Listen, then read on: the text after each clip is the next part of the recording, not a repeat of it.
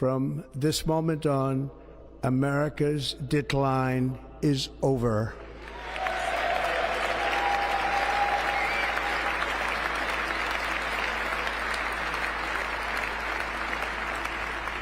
Our liberties and our nation's glorious destiny will no longer be denied, and we will immediately restore the integrity, competency, and loyalty of America's government. America's greatest source of power has never been its military alone. It has been the dollar.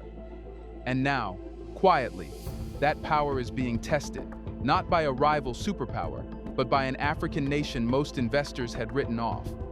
At the start of 2025, Ghana's currency was still treated as damaged goods. The cedi carried the scars of debt restructuring, inflation shocks, and years of relentless depreciation. Markets had been trained to expect weakness as the default setting. Accra was not where anyone was looking for a turnaround. Then something unusual happened. By the end of the year, Ghana's cedi had posted one of the strongest performances of any currency in the world, forcing traders, analysts, and policymakers to confront assumptions they had long treated as unshakable facts. To understand why the cedi stopped falling, and why it suddenly began leading global currency rankings in a way that has even caught attention in Washington, we have to look beneath the surface, beyond the headlines, and into the mechanics of what actually changed. Let's begin.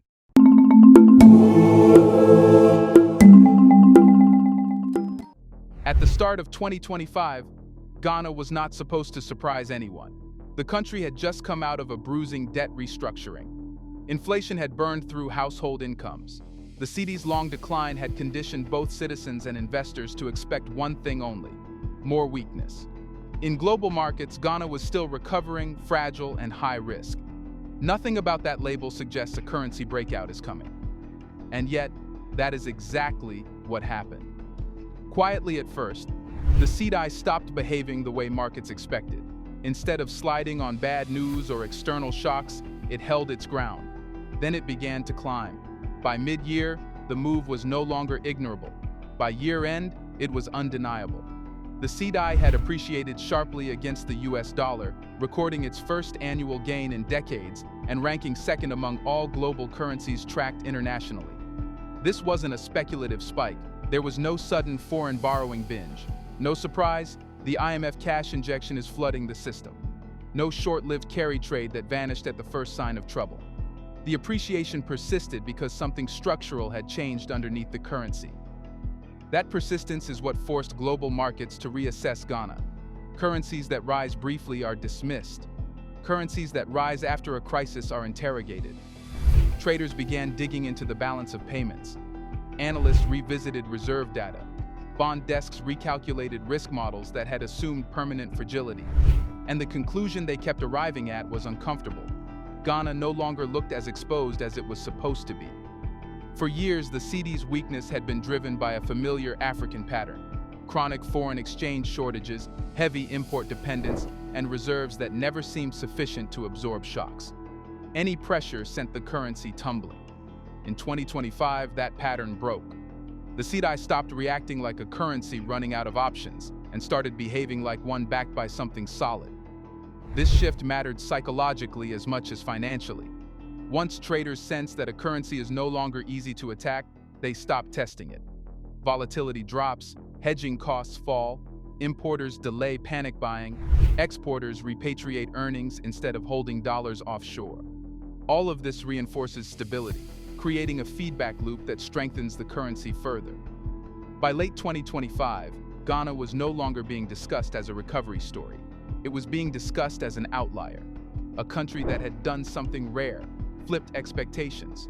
The cedi's rise was forcing a larger, more unsettling realization that Ghana had found a way to rebuild credibility without drowning itself in new debt.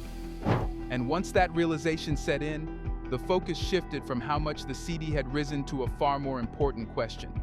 What exactly changed behind the scenes that made this reversal possible in the first place? The answer was reserves, but not in the abstract way policymakers usually talk about them. In 2025, reserves stopped being a background statistic and became the central reason markets changed their behavior toward Ghana. For years, Ghana's reserve position had been the cedi's weakest point. The import cover was thin. External payments created stress. Any global shock, oil prices, US rate hikes, or capital tightening immediately translates into currency pressure. Traders didn't need conspiracy theories to bet against the cedi. The math alone justified it. That math changed in 2025. By October, Ghana's gross international reserves had risen by about 24%, reaching roughly $11.4 billion according to Bloomberg. This wasn't a marginal improvement. It was a regime shift. Suddenly, Ghana could cover imports for longer periods. External debt payments looked manageable rather than threatening. The probability of emergency dollar shortages dropped sharply. This is where many observers misunderstand currency strength. A currency doesn't rally because reserves look healthy on paper. It rallies because reserves alter behavior. When reserves rise, central banks gain credibility. When credibility rises, speculative pressure fades. Traders stop probing for weakness. Corporations stop rushing to hoard dollars. Exporters become more willing to convert earnings instead of sitting on foreign currency. In Ghana's case, this behavioral shift was visible almost immediately. Volatility in the cedi declined. Exchange rate expectations stabilized. The constant fear of forced devaluation, the kind that wipes out gains overnight, began to disappear from pricing models. That alone was enough to trigger a re-rating. But here's the crucial point. Markets also understood how these reserves were built. They weren't built primarily through new foreign borrowing, which would have simply postponed risk. They weren't built through temporary portfolio inflows that vanish at the first sign of trouble. They were built through inflows that strengthened the balance sheet itself. That distinction matters enormously. Borrowed reserves make a currency look strong while quietly increasing future pressure. Asset-backed reserves do the opposite. They reduce future vulnerability. In 2025, investors concluded that Ghana's reserve accumulation was of the second kind. Once that conclusion was settled, the logic became brutal and simple. Betting against the cedi no longer made sense. Holding dollars, just in case, became costly. The path of least resistance shifted from depreciation to appreciation. Still, reserves are not self-generating. They must be fed by something consistent, scalable, and credible enough to sustain confidence beyond a single year. That realization pushed analysts one layer deeper, to the source of these inflows. Which brings us to the question that followed naturally on every trading desk. What exactly was feeding Ghana's reserves so powerfully? And why hadn't it worked this way before? The answer was gold, but not in the romantic, headline-friendly way people usually talk about it. Ghana has been one of Africa's largest gold producers for decades. Gold mines dotted the map. Exports filled reports. And yet, for most of that time, gold did almost nothing to protect the cedi.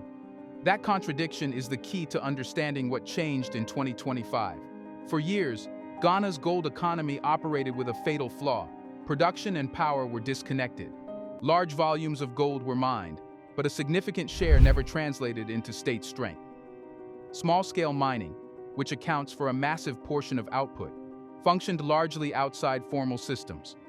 Gold moved through informal buyers, smuggling routes, and underreported exports. The metal left the country, but its monetary value never fully entered the national balance sheet. This meant Ghana lived with a strange illusion. On paper, it was a gold powerhouse. In reality, its currency behaved like that of a country with chronic foreign exchange shortages. Gold existed, but it didn't defend the economy. In 2025, that illusion collapsed. The difference wasn't discovery. Ghana didn't suddenly find new deposits. It didn't dramatically expand production. What changed was the flow. Gold began entering official channels in volumes that actually mattered for macroeconomics. Instead of being treated merely as a trade commodity, gold started functioning as a monetary asset. This matters because gold is one of the few things markets trust without explanation. It doesn't rely on political promises. It isn't subject to default risk. It holds value across crises, borders, and regimes. When gold strengthens a country's reserves, investors don't ask ideological questions. They recalculate risk.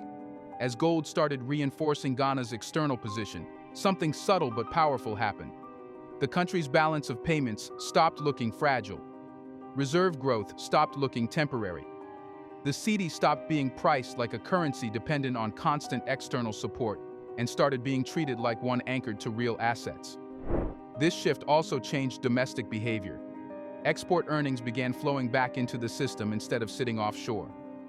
Dollar hoarding eased. Pressure on the central bank declined.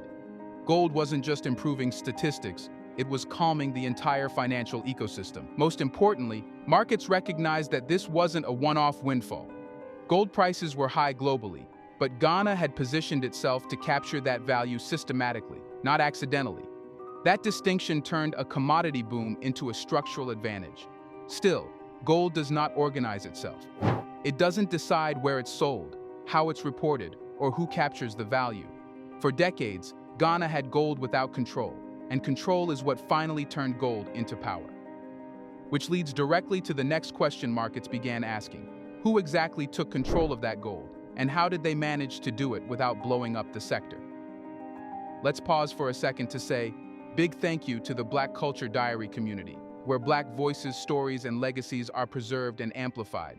By becoming a member, you're not just supporting the channel, you're becoming part of a powerful cultural movement. Let's continue. The answer was Goldbot, and what made it effective was not ideology, force, or dramatic nationalization speeches. It worked because it attacked the problem at the exact pressure point where Ghana had been bleeding value for decades. Before 2025, the state's relationship with small-scale gold miners was fundamentally broken. These miners produce a huge share of Ghana's gold, but they operate in an ecosystem dominated by informal buyers, cross-border smugglers, and cash-based networks that offer speed, anonymity, and liquidity. The state tried regulation, enforcement, and licensing drives, but none of them worked at scale. When governments fight markets, markets win. Goldbot flipped the strategy. Instead of chasing miners, the state became the buyer. Goldbot entered the market with one simple promise: sell your gold legally, get paid immediately, and stay in the system. No harassment, no price punishment, no bureaucratic delay. For miners, this wasn't compliance, it was convenience. That single shift collapsed the smuggling incentive almost overnight. By the third quarter of 2025, Goldbot had exported 25,780.6 kilograms of gold, slightly exceeding shipments from large-scale industrial mines during the same period. That number shocked analysts not because it was high, but because it exposed reality. Ghana had never been short of gold. It had been short of capture. Each kilogram now flowed into official exports. Each shipment strengthened reserves. Each transaction pulled value out of shadow networks and into the national balance sheet. This wasn't theory. It was arithmetic playing out in real time. Crucially, Goldbot didn't disrupt production. Mine kept operating. Jobs weren't lost. Output didn't collapse. The gold economy continued, but the direction of value changed. Instead of leaking outward, it circulated inward. Markets noticed immediately because this wasn't a temporary clampdown. It was a structural rerouting of incentives. As long as Goldbot remained competitive, gold would keep flowing through official channels. And as long as that flow continued, reserves would remain supported by something tangible. This is why Goldbot mattered far beyond mining policy. It solved a macroeconomic problem without destabilizing the sector that created the value in the first place. That balance is rare, and markets reward it. By late 2025, Ghana's gold story was no longer about production volumes. It was about control, predictability, and credibility. The state had quietly taken command of a strategic resource without triggering capital flight or operational chaos. And once markets realized the gold leak was sealed for good, attention shifted again, away from reserves and toward returns. Which raises the next unavoidable question. When investors finally accepted this new reality, where did they rush their money first? Here's a reminder to please like and share the video and subscribe to our channel to watch more videos on Black culture, history, civilization, and identity. Let's continue now. The moment markets accepted that Ghana's recovery was structural rather than fragile, money stopped hesitating. It moved fast, and it moved with conviction. What followed wasn't a polite re-entry by cautious funds. It was a violent repricing of assets that had been discounted for years. The first signal came from sovereign debt. Ghana's dollar bonds, which had spent much of the crisis era priced for distress, suddenly flipped categories. In 2025, restructured bonds delivered returns above 30%, placing them among the top-performing emerging market debt instruments globally. That kind of return doesn't happen because investors feel generous. It happens because risk assumptions collapse all at once. Bond desks realized something crucial. Ghana no longer needed to borrow desperately to survive. With reserves supported by real inflows and currency pressure easing, default anxiety faded. Once that fear disappeared, yields compressed sharply and prices surged. Investors who had avoided Ghana for years scrambled to regain exposure. They now realized they were underweight. Then, equities exploded. The Ghana Stock Exchange Composite Index surged more than 79% in local currency terms during 2025. On its own, that would already rank as exceptional. But this rally coincided with a strengthening currency.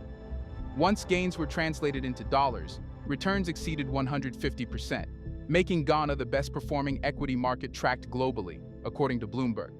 This is where many observers misunderstand what happened. This wasn't speculative hype. It was mathematical alignment. A rising currency amplifies equity returns.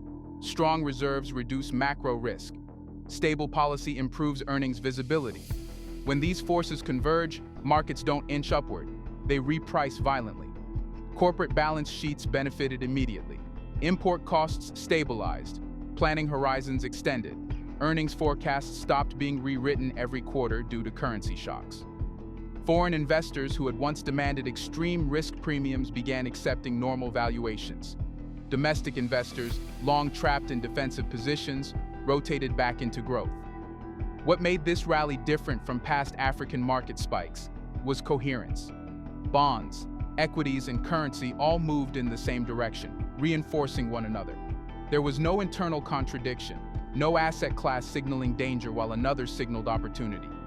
Ghana's markets were telling a single story, and it was consistent. By late 2025, Ghana was no longer discussed as a recovery trade. It became a reference case, a country that showed what happens when reserves, currency management, and resource capture finally align. Capital didn't just arrive, it stayed, because the underlying logic supported it. But this sudden elevation created a new conversation beyond Ghana's borders. Policymakers across Africa began asking uncomfortable questions about their own mineral flows, reserve strategies, and currency weaknesses, which leads directly to the final issue investors and governments alike are now wrestling with. If Ghana's model worked so decisively, why hasn't the rest of the continent adopted it already? Because Ghana's turnaround exposes something deeply uncomfortable. The problem was never a lack of resources, and it was never a lack of knowledge. It was hesitation, political fear, institutional inertia, and a long habit of accepting leakage as normal. What Ghana did in 2025 wasn't revolutionary in theory, it was revolutionary in execution. The country aligned three things most governments kept separate: resource capture, reserve strategy, and currency stability, and treated them as one system. Once that happened, outcomes followed automatically. Not because markets were impressed, but because the math stopped lying. For many resource-rich countries, especially in Africa, minerals are treated as export items, not balance sheet assets. Gold, oil, copper, cobalt, they leave the country, earn revenue, and that's where the thinking stops. The state gets taxes, royalties, and headlines, but the currency remains exposed because the real value escapes the financial system. Ghana broke that habit.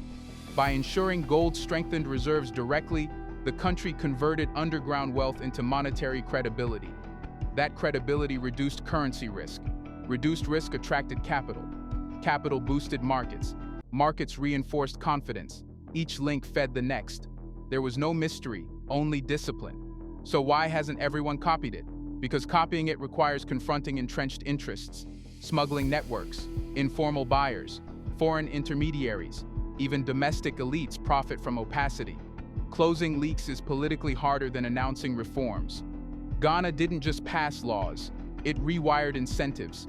That takes institutional courage. It also requires patience. Ghana didn't stabilize its currency overnight with speeches. It let reserves do the talking. It allowed markets to discover the change rather than marketing it aggressively. Many governments want instant applause. Ghana accepted delayed recognition in exchange for durable results. Now the consequences are unavoidable. Across the continent, finance ministries and central banks are studying what happened in Accra. Not as a slogan, but as a sequence. They are asking hard questions about why their own gold, oil, or minerals don't show up in reserve strength. Why do their currencies fall despite export booms? Why markets don't believe their recovery stories? The Ghana case strips away excuses. It shows that state involvement isn't the enemy. Poorly designed involvement is. When the state competes, pays fairly, and captures value without choking production, markets don't flee. They reprice. This is why Ghana's seedy story has outgrown Ghana itself.